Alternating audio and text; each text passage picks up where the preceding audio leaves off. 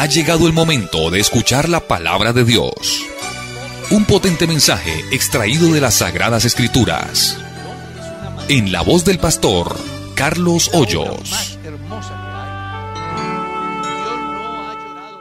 Hermano Carlos, ¿a qué nos llega una pregunta de un pastor de nuestra iglesia en el país de Venezuela? Quien dice que tiene a una persona, una mujer, con el deseo de bautizarse, pero que ésta padece un cáncer y que en consecuencia de este no puede movilizarse.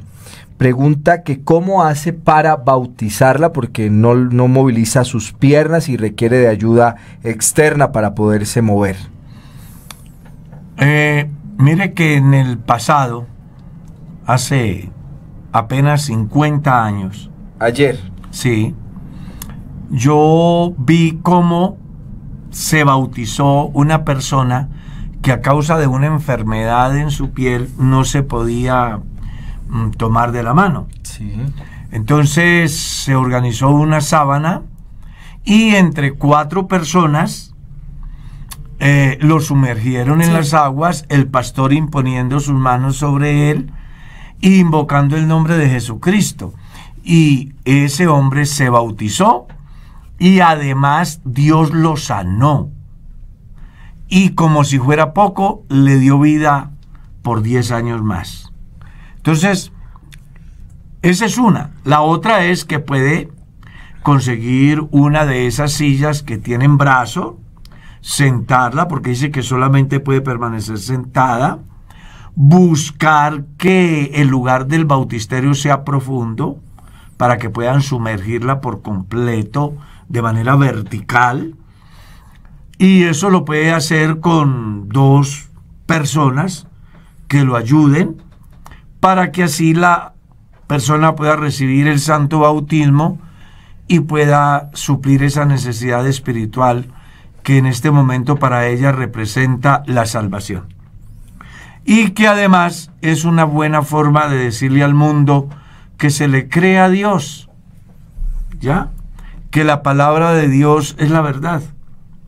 Entonces, creo que de esas 2 maneras usted podrá bautizar a esta persona que está anhelando ese momento tan importante para poder así tener paz en su vida interior.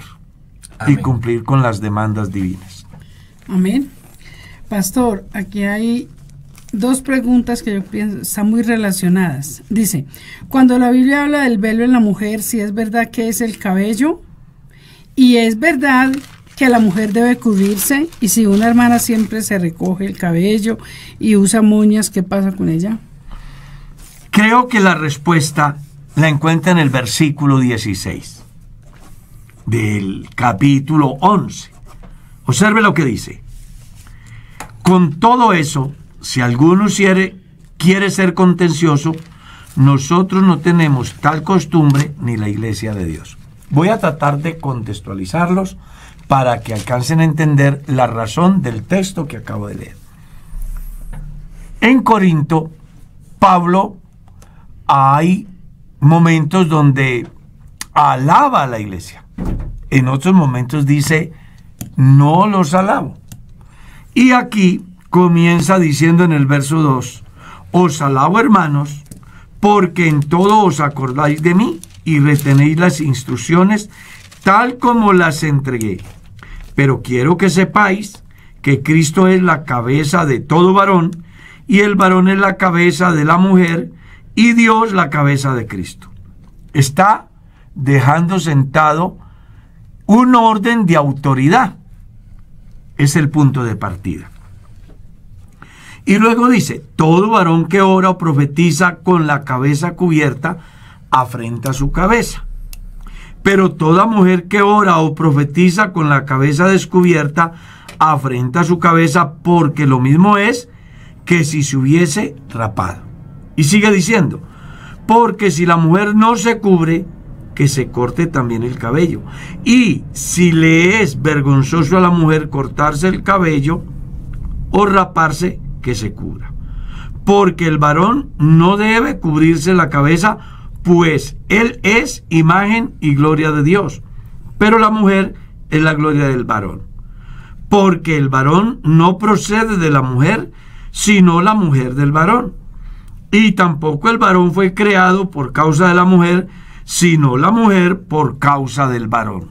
Por lo cual, la mujer debe tener señal de autoridad sobre su cabeza por causa de los ángeles. Pero en el Señor ni el varón es sin la mujer, ni la mujer sin el varón. Porque así como la mujer procede del varón, también el varón nace de la mujer, pero todo procede de Dios. Juzgad vosotros mismos. ¿Es propio que la mujer ore a Dios sin cubrirse la cabeza? La naturaleza misma nos enseña que al varón le es deshonroso dejarse crecer el cabello. Por el contrario, a la mujer dejarse crecer el cabello le es honroso, porque en lugar de velo le es dado el cabello. Con todo eso, si alguno quiere ser contencioso, nosotros no tenemos tal costumbre, ni la Iglesia de Dios. Déjenme explicarles de una manera general. Parece que le han preguntado a Pablo acerca de cómo se debe de orar y de profetizar. Y él comienza a explicar la posición del hombre y la posición de la mujer, marcando algo que es muy importante, y es el orden de autoridad: Dios, Cristo, hombre, mujer. Y aclara que a la mujer se le hace necesario tener una señal de autoridad, que es su cabello, que representa sujeción. En la antigüedad, cuando yo era niño, recuerdo que cuando en un hogar se disgustaba la pareja, lo primero que hacía la mujer era mutilarse, como un acto de rebeldía y de protesta ante el comportamiento de su esposo. Pues aquí la Biblia dice que a la mujer le es dado el cabello como señal de autoridad, es decir, que se sujeta al orden establecido por Dios en el sentido jerárquico: Dios, Cristo, hombre, mujer. Sin embargo, me llama mucho la atención cómo concluye el párrafo. Pablo parece decirles algo así: ya les he explicado cuál es la posición de Dios, cuál es la posición del hombre, cuál es la posición de la mujer. Sin embargo, si ustedes acostumbran a vivir en contenciones por esas cosas, nosotros ni la Iglesia de Dios tenemos tal costumbre, dejando ver con ello que no es algo que afecte la salvación del individuo, porque en el orden bíblico todas aquellas enseñanzas que afectan la salvación del individuo no son discutibles, simplemente son y punto. Pero aquí Pablo dice, si alguien quiere contender acerca de eso, pues nosotros no vamos a entrar en ese juego, ni tampoco la Iglesia de Dios. Entonces, ¿qué pasa si una hermana usa velo o si no lo usa? Hay lugares en el mundo donde las hermanas usan velo. Yo recuerdo que aquí en Bogotá recibí una familia que venía de la Iglesia Apostólica y ellas usaban velo. ¿Ya? No es parte de los cristianos juzgar porque usen velo, como tampoco está bien de los que usan velo juzgar a los que no lo usan, que es lo que Pablo está diciendo en el versículo 16. ¿Qué pasa entonces si una hermana usa una moña o no la usa? Bueno, si usted quiere contender con relación a esa temática, el Espíritu Santo dice a través de Pablo que nosotros ni la Iglesia de Dios tenemos tal costumbre. En síntesis, se deja a la voluntad de la mujer que ella establezca la diferencia y elija lo que mejor le parezca, respetando el pasaje que acabamos de leer en su debido orden. Por eso, las mujeres de nuestras iglesias no se mutilan, porque en lugar de velo le es dado el cabello. No, diga, hermana Mercedes. Pastor, como usted nos había explicado en programas anteriores acerca del mandamiento que dice la Biblia, que las mujeres callen en la congregación, y el pastor nos explicaba y nos decía que eso era en ese tiempo por X y Y circunstancia. Entonces ahora yo le pregunto, ¿ese mandato era solamente para la iglesia allí en Corintio? ¿Cuál? ¿En Corinto? ¿Cuál mandato? El de que las mujeres deben de cubrirse. ¿A la iglesia de hoy, a las mujeres de nuestra iglesia, aplica ese mandamiento?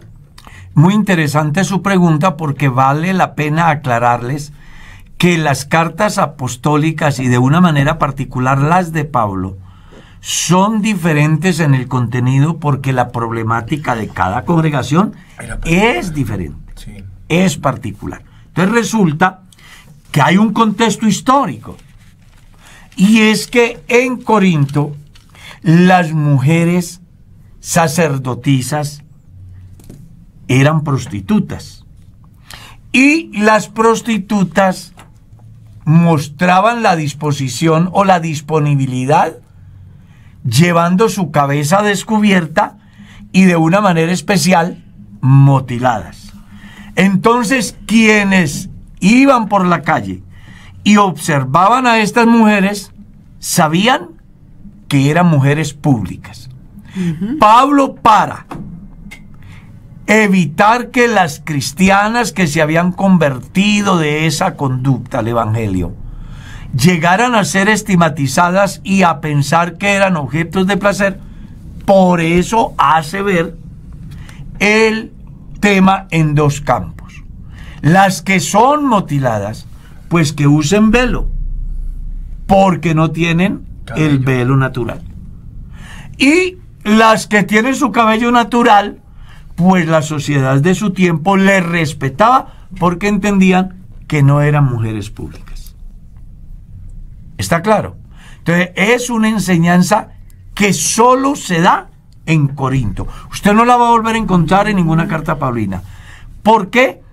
Porque el problema de allí era diferente al de Colosas o al de la iglesia hebrea, o en fin, a las diferentes iglesias a quienes él envía las cartas.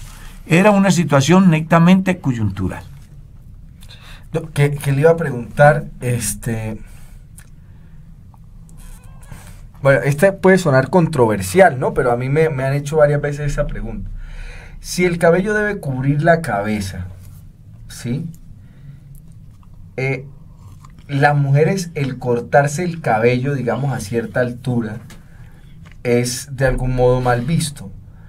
Pero realmente es un tema que pueda provocarle alguna dificultad en su vida cristiana el que la mujer se corte el cabello, ¿o no?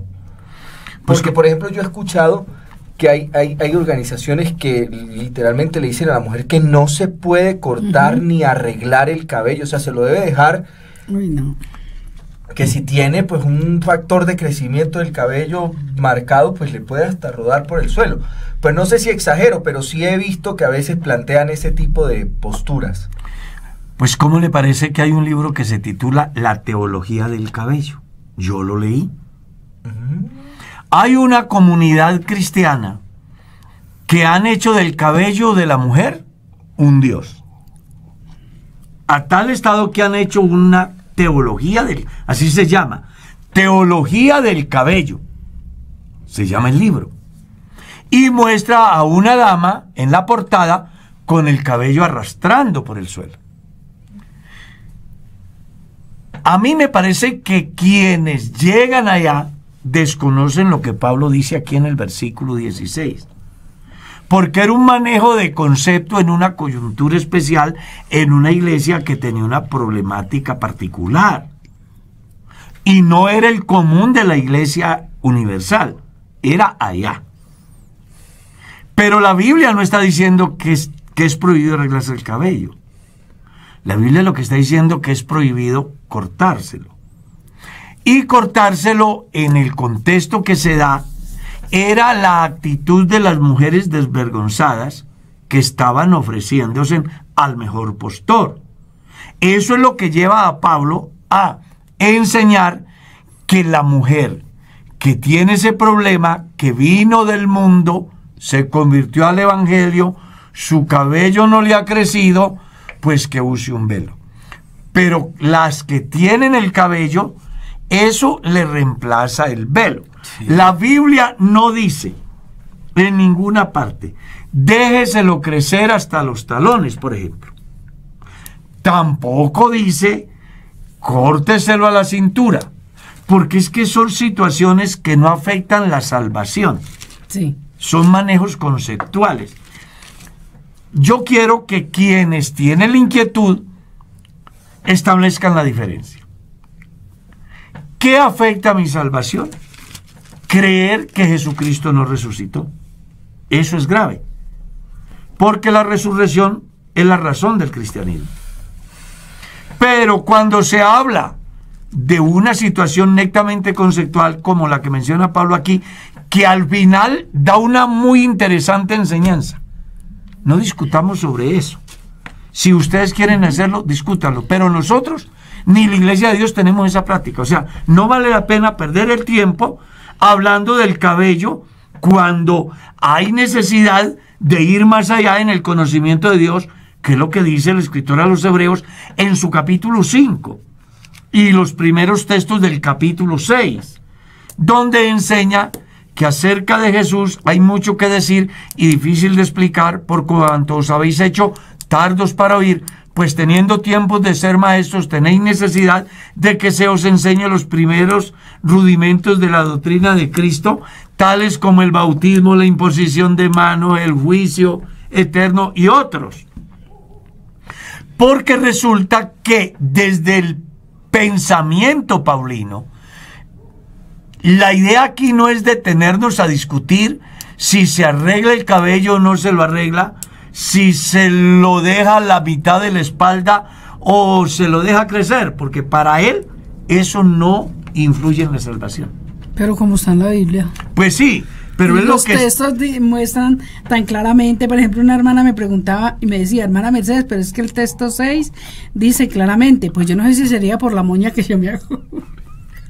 Pues no sé. Dice, porque si la mujer no se cubre, que se corte también el cabello. Y si le es vergonzoso a la mujer cortarse el cabello o raparse, que se cubra. Yo casi me suelto la moña. No, yo... Pues no sé. No, por eso estamos hablando de una situación coyuntural. Es decir, el fenómeno se daba en Corinto porque había un problema de orden moral.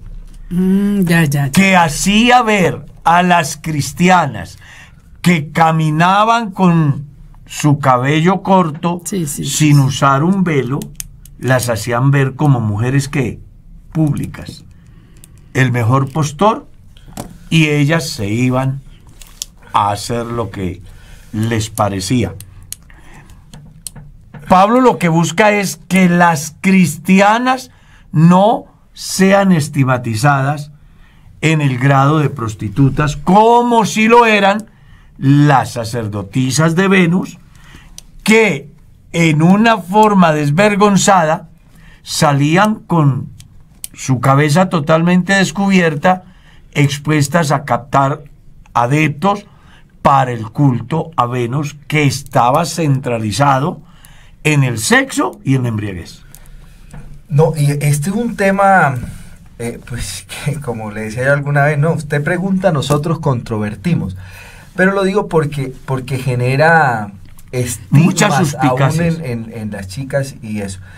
Porque mire que a veces medimos con doble rasero, ¿no? No voy a sentar una postura de defensa ni nada. Pero entonces, hay quienes dicen que la mujer pues se debe dejar crecer el cabello porque Dios lo puso ahí. Pero en cambio, si un hombre, por ejemplo, se deja crecer la barba, hay quienes también sientan postura y es un problema, y es, en ese caso es la obligación a que se la quiten. No sé si me hago entender. En unos a que no se quiten algo que es natural y en otros a que se lo quiten. Y no es entrar a controvertir, sino que en ocasiones se busca juzgar, no me quiero hacer malentender, más lo externo que lo interno, sin eliminar una cosa que es que nuestra parte externa es la representación también de lo que hay dentro de nosotros, pero a veces se centra demasiado el énfasis en eso. Yo le he contado a usted una historia sobre un capul y una disciplina larga como consecuencia de que una chica se cortó y se hizo el capul. Un tema que pues volvía a crecer y se podía haber manejado de otro modo, pero se le dio un trámite. Entonces, en ocasiones, a veces se trasciende más allá del texto y se quieren imponer cargas que no necesariamente determinan la salvación o no del individuo. Es que aquí juega un papel muy importante una palabrita que se llama tradición, ¿ya? Que es uno de los problemas que afecta a muchos cristianos. Entonces, en la iglesia, en el campo de los hombres, por tradición, no por mandamiento de Dios, tradición, siempre los hombres se afeitaron. Pero no se puede decir que una persona que no se afeita es menos santo que el que se afeita, porque realmente no tiene sentido llegar a esos extremos. Las personas dentro de la iglesia, hubo un tiempo donde se cuestionaba mucho la barba del hombre. Hoy día ya no. Ya usted ve que los músicos casi siempre, incluso he conocido pastores que se dejan su bozo, su bigote, ¿sí? Y pienso que peca más el que está diciendo que eso está mal, que la persona que se dejó su bozo sin pensar que es bueno o es malo, sino simplemente porque le gustó. ¿Ya? Entonces aquí hay que... La Biblia lo que dice es que el hombre debe mutilarse. Eso es lo que Pablo dice. Y que la mujer debe dejarse crecer el cabello. Eso es lo que Pablo dice. Eso es lo que él dice. Pero ojo como concluye. Ya les he dicho en razón a qué es que manejo este lenguaje. En el orden de autoridad. Entonces, un hombre que viene bien peluqueado está diciendo que es la imagen de Cristo, según dice Pablo acá. Una mujer que viene con su cabello largo está diciendo que respeta la autoridad establecida por Dios, la cual dice Dios, Cristo, hombre, mujer. Era simplemente por el manejo de orden de autoridad. Y al concluir la disertación, el apóstol dice: como sé que esto despierta suspicacias y comentarios, pues yo quiero hacerles saber que ni nosotros, ni la iglesia de Dios, tenemos tal costumbre. Es decir, es algo que, según dice Pablo ahí, no afecta la salvación de las personas. Amén. Amén. Hermano Carlos, hay una pregunta acá de varios días y hoy la vamos a responder. Si un hermano que fue bautizado y se apartó y ahora se la pasa hablando mal de los pastores, ¿qué hacer con él? Bueno, lo primero, usted no tiene que hacer nada. Déjelo. Déjelo que hable. Los seres humanos somos tan delicados que no estamos dispuestos a que hable mal de nosotros. Pero la gente siempre hablará. Si usted come, la gente habla. Si no come, la gente habla. Si es robusto, la gente habla. Si es delgado, la gente, o sea, la gente siempre hablará. Entonces yo no debo de prestarle atención. Además, porque esa persona en ese grado, la Biblia le llama impío. Eso es lo que la Biblia llama impío. El hombre que creyó el Evangelio y mañana se aparta y se convierte en ese detractor, en ese murmurador, la Biblia le llama impío. Y también Salomón dijo que a los impíos se les llenará la boca de cascajo. Entonces no nos desesperemos nosotros. Dejemos que Dios tiene el control y un día Él comparecerá. Yo siempre he creído que quien se ocupa de hablar tanto de uno es porque tiene un complejo. Y hablando mal, lo que está haciendo es mostrando la falencia de él y la grandeza del otro. Entonces no se preocupe. Por mí, pueden hablar las 24 horas. A las 7:30 Merceditas me tiene el desayuno. Y lo disfruto. A las 12 me tiene el almuerzo. Y lo disfruto. Y cuando quiero juguito, ella me hace juguito. Y lo disfruto. Y la gente habla y yo fresco. A mí no me preocupa. Claro que sí. Entonces no, a las personas déjelas que digan lo que quieran. Aquí lo importante es que cuando hablen mal de uno, lo hagan mintiendo. Eso. Ahí sí hay que poner cuidado. Porque si la gente está hablando mal de mí y tienen razón, es gravísimo. Pero si la gente habla mal de mí sin tener razón, soy bienaventurado. Es más, Jesús dijo, ay de vosotros cuando hablen bien de vosotros. Y en las bienaventuranzas Jesús dijo, bienaventurados sois cuando por mi causa os vituperen y os persigan y digan toda clase de mal contra vosotros. ¿Qué? Mintiendo. Gozaos y alegraos, porque vuestro galardón es grande en el reino de los cielos, porque así persiguieron a los profetas que fueron antes que vosotros. Entonces lo que el cristiano tiene que cuidarse es que cuando hablen mal de él, lo hagan sin causa justa, para obtener la bienaventuranza. Pero si hablan y yo he dado pie para que hablen, ahí sí es grave. Pero por lo demás, de que la gente hable. De mí llevan hablando desde que me convertí y he sobrevivido por 50 años. Así de que no se preocupen por eso. Déjelo que hable del pastor, que hable el que sea. Él está en una condición de resentimiento, de amargura. Vendrá el día en que tendrá que darle cuenta a Dios. Usted viva su fe, viva su vida cristiana, sea correcta, sea correcto, sea honesto, sea honrado, sea íntegro, y de ahí para allá, no se preocupe. Amén. Que no tiene que hacer absolutamente nada. Pastor, cuando una hermana de la iglesia cae en pecado y es servidora, ¿al cuánto tiempo puede volver a servir? Eso es potestativo de la autoridad de la iglesia donde ella existe. ¿De la iglesia o del pastor? De la iglesia donde, por eso, de la autoridad de la iglesia donde ella asiste. Me refiero al pastor. Porque no todos los casos, aunque se llame fornicación o se llame adulterio, son iguales. ¿No? ¿Tienen como unos agravantes? Algunos? Claro que sí, son diferentes. Yo conozco personas que dentro del llamado cristianismo hoy caen y se levantan 15 días y vuelven y se caen. Y entonces yo tuve, por ejemplo, un caso en una iglesia donde la personita se acostumbró a caerse y levantarse, a caerse y levantarse, y un día me dijo que si no le iba a levantar la disciplina.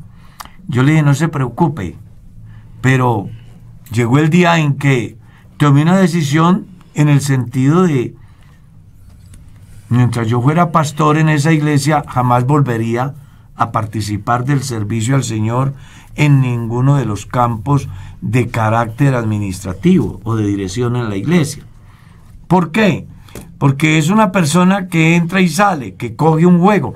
Y a esas personas, y para esas personas, hay un mensaje supremamente duro que aparece en la primera carta de Juan, donde se habla del pecado que Dios no perdona, y del que menciona el escritor a los Hebreos en su capítulo 10, el verso 26 en lo adelante, donde hace una comparación interesantísima en relación a el que viola la ley de Moisés y al que peca de manera voluntaria. Entonces, cuando una persona que conoce del Evangelio se convierte en un pecador voluntario, pues para esa persona no hay sino una horrenda expectación de juicio, porque no se ha convertido. Sí. ¿Ya? Otra cosa es que en el camino de la vida, una niña de la iglesia se dejó calentar el oído de alguien, convencida, ella lo hizo por debilidad por de pronto no perder a la persona, porque de todo eso casos yo he atendido, y cayó en pecado. Pues a esa persona hay que sentarse con ella, hay que hacerle saber cuán grave es lo que ha cometido, pero también hacerle saber que en Dios hay oportunidad. Así es. Y si se arrepiente y se aparta y comienza a dar frutos dignos de una verdadera cristiana, pues ya será potestad de la autoridad de la iglesia si dice que 1 año o 2 años o no sé cuántos. La misma iglesia, dentro de el manejo de los que se divorcian siendo culpables, la iglesia está buscando la manera de hacer que después de, creo que son 5 o 7 años de comprobada fidelidad de esa persona, él le puedan ser restituidos sus derechos eclesiales en el servicio. Y la iglesia puede hacerlo, porque según San Mateo capítulo 18, Dios aprueba lo que decidamos 2 o 3 aquí, que en ese campo es la junta local y el pastor. Yo puedo hacer una pregunta, más allá de lo que yo crea es lo que la gente pueda pensar.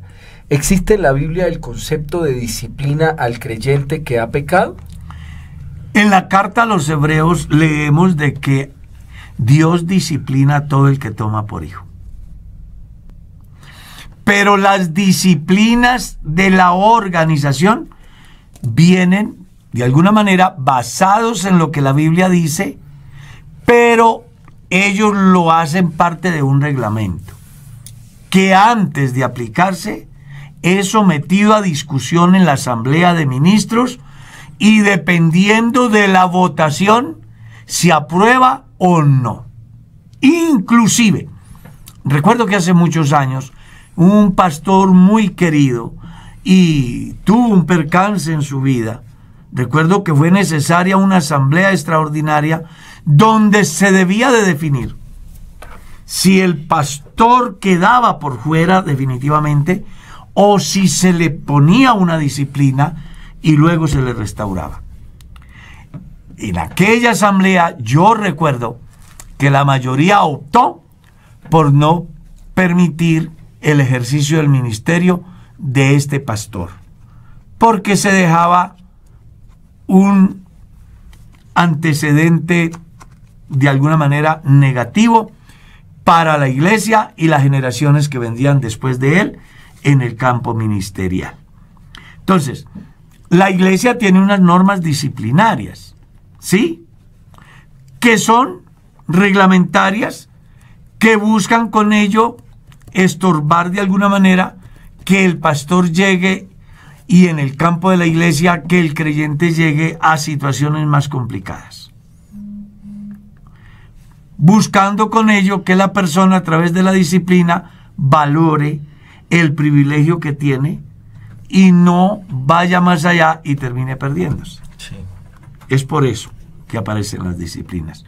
Pero bíblicamente no aparece un texto que diga, si fulano cometió pecado de adulterio, 5 años de disciplina. Eso no aparece en la Biblia. Es de manejo conceptual. Nosotros, velando por el bienestar de la iglesia en el campo ministerial, el pastorado ha acordado que personas que caigan en ese estado podrán ser miembros de la iglesia si se vuelven a Dios, podrán desarrollar actividades en la iglesia si perseveran en fidelidad, y la persona que esté en autoridad tiene la potestad de decir hasta dónde va esa disciplina. Es de algún modo como un aspecto también restaurativo, ¿cierto? Claro. A través de la disciplina lo que se busca es que la persona entienda que falló, pero que tiene oportunidad de enmendar su error o su pecado. Vale. Hermano Carlos, aquí tengo una pregunta de esas bien controversiales. ¿El homosexualismo es un espíritu o influyen aspectos como la crianza y el abuso en la niñez? Yo diría que ambos sí y que ambos no. Porque realmente eso es un gusto. Es un gusto. Así como a mí me encanta la mujer porque gracias a Dios soy varón, hay a otro que le encanta el macho.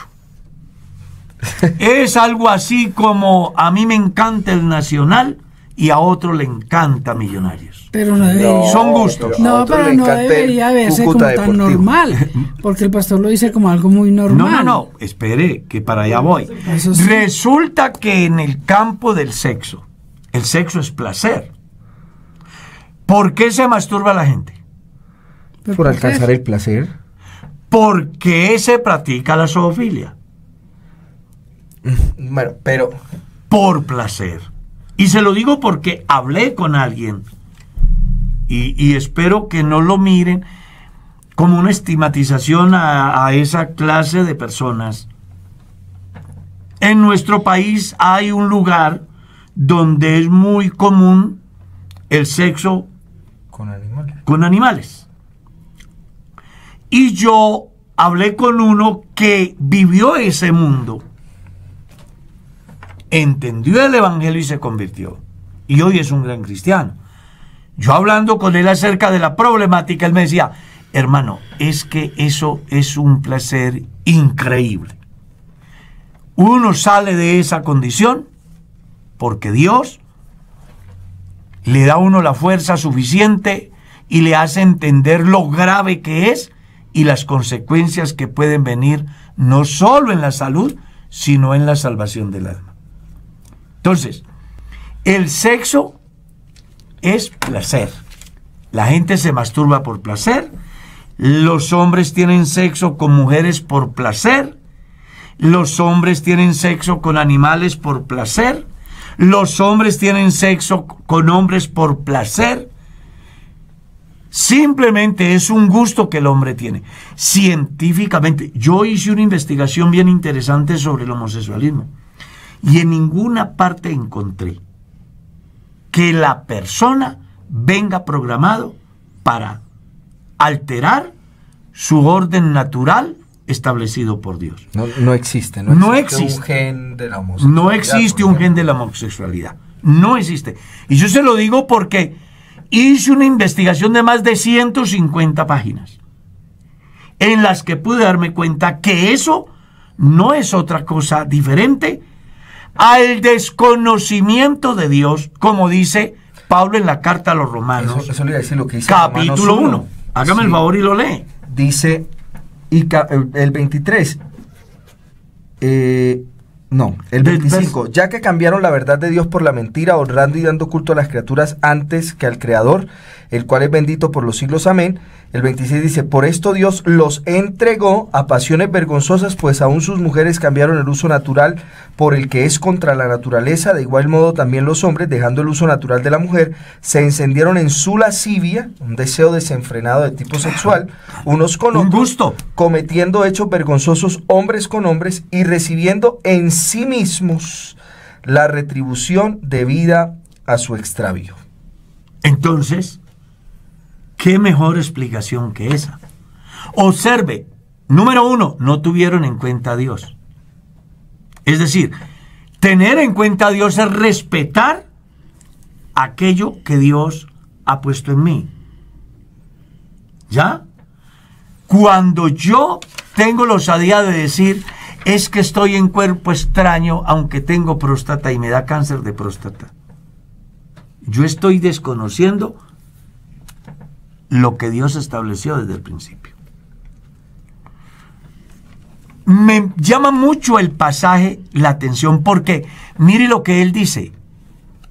Ellos se encendieron en sus lascivias, ¿cierto? Y su necio corazón fue entenebrecido. Y como consecuencia, Dios los ha entregado a esa condición porque fueron ellos. No fue que nacieron. Exacto. No fue que el resultado de una violación, que entre otras cosas hablaba con una psicóloga muy importante y le hice la pregunta: ¿por qué una mujer es violada y detesta y odia y huye de los hombres. ¿Y por qué un presunto macho es abusado y de ahí sale diciendo que es homosexual porque fue violado? Porque a la mujer le genera repudio, le genera dolor, le genera cualquier cantidad. Incluso han habido mujeres que han pensado hasta en el suicidio. ¿Por qué un hombre justifica ese comportamiento? Es por justificarlo. Exacto. Es porque ellos han tomado la decisión. Exacto. Ellos. El homosexualismo no es que yo nazco, me hago. Sí, sí. Razones. Ni no tener en cuenta a Dios. No es un sí y no. Porque pues el espíritu del mundo influye en las decisiones que los seres humanos toman. Pero el ser humano tiene la voluntad suficientemente capacitada como para decir sí a la oferta o no a la oferta. Sí, ese es un tema importante. Ahora, desde el punto de vista médico, me gustaría escucharlo. No, es que pues la justificación alrededor de eso, pues eso hay distintas posturas. Muchas pero hipótesis. Lo que sí está claro es que en los individuos no hay un gen que codifique para la presencia de esto. Asociado a esto, como las personas con tendencias homosexuales, por llamarlo de algún modo, no procrean, pues no pueden transmitir eso a una nueva generación. En consecuencia, los hijos de parejas heterosexuales, aunque ahora han habido unos cambios significativos, en el sentido pues que, por ejemplo, una persona que tiene el sexo masculino quiere ser mujer y entonces se junta con una mujer que quiere ser hombre, entonces terminan procreando, sí, en ese sentido, pero no tienen la posibilidad en el plano real pues de este campo de transmitir esa información a una nueva generación, pensando uno con esto que es que el individuo que nace, desde que nace trae codificada esa condición, por llamarlo de algún modo. En otras palabras, varón y hembra los creó y con una filosofía: creceos y multiplicaos. Si Dios hubiera pensado que no era necesario una mujer o un hombre, entonces hubiera hecho solo hombres. O solo el principio de complementariedad. Exactamente. Es muy interesante que la gente lo entienda. Pero en síntesis, el homosexualismo es la consecuencia de no tener en cuenta a Dios. Amén. Y de encenderse en sus propias lascivias, dejando el uso natural. ¿Quiénes? Ellos. No fue que vinieron predispuestos, ellos decidieron. Y Dios entonces dijo: no quieren respetar lo establecido desde el principio, varón y hembra, entonces los voy a soltar para que hagan lo que quieran y después terminen convertidos en cualquier cosa. Al hacer este comentario, también tengo que hacer una salvedad, y es que no estamos aquí ubicándonos como homofóbicos, sino más bien brindando una información en razón a una pregunta que han hecho. Porque también debe de quedarles claro a los homosexuales y lesbianas que la práctica del homosexualismo es tan grave como ser borracho. O mejor, ser borracho es tan grave como ser homosexual. O es tan grave ser adúltero como ser homosexual. La Biblia habla que en la iglesia de Corinto hubo gente que eran ¿qué? Idólatras, fornicarios, ladrones, afeminados, que se echaban con varones, ¿cierto? Sí. Capítulo 6, verso 9 de la primera carta a los Corintios. Comienza diciendo: ¿no sabéis que los injustos no heredarán el reino de Dios? No erréis, ni los fornicarios, ni los avaros, ni los idólatras, ni los afeminados, ni los que se echan con varones, ni los ladrones. Y dice: y esto erais algunos de vosotros. En la iglesia de Corinto, Dios salvó a homosexuales, y salvó a lesbianas, pero también salvó a adúlteros y salvó a ladrones, porque resulta que todas las expresiones de la naturaleza pecaminosa se encierran bajo una vara que se llama justicia de Dios, que señala qué es bueno y qué es malo. Y a lo malo, sin distinción, Dios le llama malo. Entonces, por eso la iglesia predica en contra del adulterio. Por eso la iglesia predica en contra del homicidio. Por eso la iglesia predica en contra del hurto. Por eso la iglesia predica en contra de la fornicación. Amén. La iglesia predica en contra de la idolatría. ¿Por qué? Porque son pecados que si las personas no se arrepienten, se van a condenar. ¿Cómo se va a condenar el homosexual si no se arrepiente? Pero que se salvarán los unos y los otros si se arrepienten y reciben a Jesucristo como su Salvador personal. El texto es claro: y esto erais, mas ya habéis sido lavados, ya habéis sido justificados en el nombre del Señor Jesús. La obra de Jesús es supremamente grande. No importa cuán grave sea el pecado y en qué campo se practique, si el pecador entiende que ha pecado y se vuelve a Dios, Dios tendrá de él misericordia, porque Él es amplio en perdonar. Amén. Pastor, ¿qué sucede con un cristiano que es sellado con el Espíritu Santo y sueña con demonios y que él dice que le parece que los demonios se le meten por la boca? Esos son pensamientos que van más allá de lo normal. Algunos, vean, en filosofía se ven los fenómenos religiosos.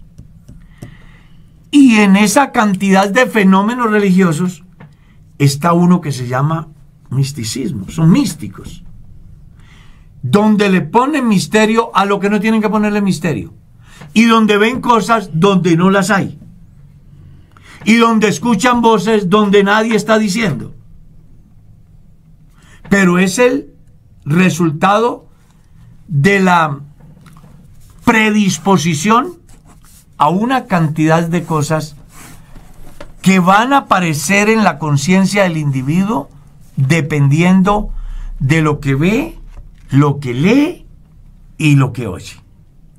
Entonces, cuando las personas viven más preocupadas de muchos argumentos que de lo que Dios dice, así diga que tiene el Espíritu Santo,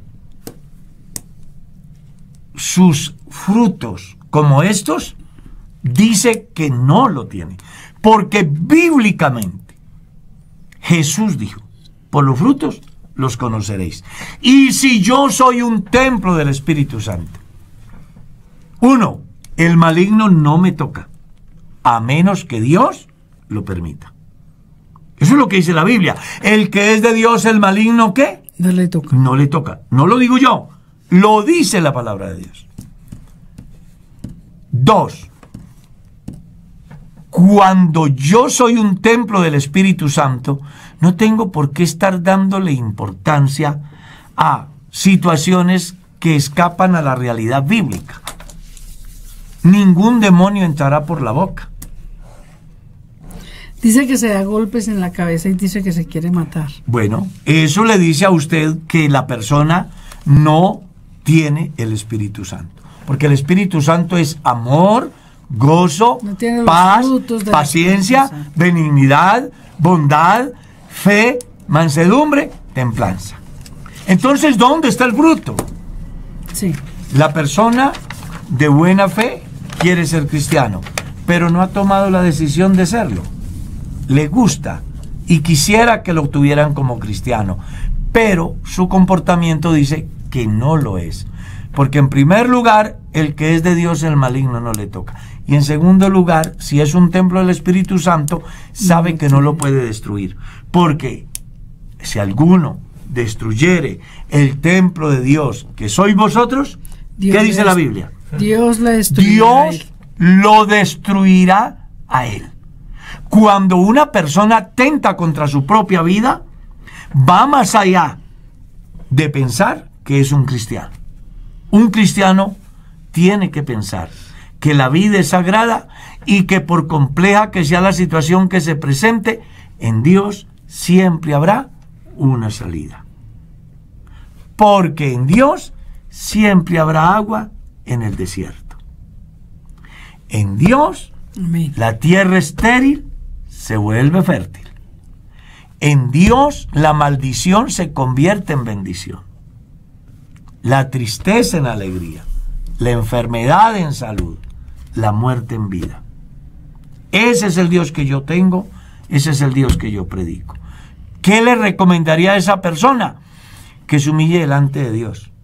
Porque Dios dice hoy así: si te volvieres a mí, yo te redimiré. Y delante de mí estarás. Y si entresacares lo precioso de lo vil. ¿Y qué es lo vil? Todas esas tonterías de las cuales hace alusión. ¿Y qué es lo precioso? La chispa del evangelio que le dice que él es un hijo de Dios. Eso es lo que él tiene que entresacar y descartar todas aquellas cosas, fortalecer aquellas pequeñas chispas del espíritu que están en él, a fin de que se haga un gran incendio y termine él convertido en un verdadero templo del Espíritu Santo. El día que eso pase, dejará de atentar contra su vida, de golpearse, de querer suicidarse y de estar pensando en demonios que le van a ingresar por la boca. Eso no tiene sentido. Amén. Carlos Fernando iba a decir algo. ¿Tenemos tiempo para otra pregunta? No, hermana Mercedes, haga la pregunta a usted. ¿Puedo bautizarme estando en unión libre? No. Viendo. No. Ningún pastor debe de bautizar personas que vivan en unión libre, como tampoco puede casarlos. Según la reglamentación de la Iglesia Pentecostal Unida de Colombia, las únicas personas que se pueden bautizar son aquellas que son legalmente libres y legalmente casados. Así que si una persona en unión libre está en fornicación, si eran solteros, y si ambos eran casados y han dejado su pareja, están en adulterio. ¿Y de qué me gano bañarlos para que sigan así? Pues escrito está: honroso sea en todos el matrimonio y el lecho sin mancilla, porque a los adúlteros y fornicarios los juzgará Dios. Lamento decirles que el tiempo se fue.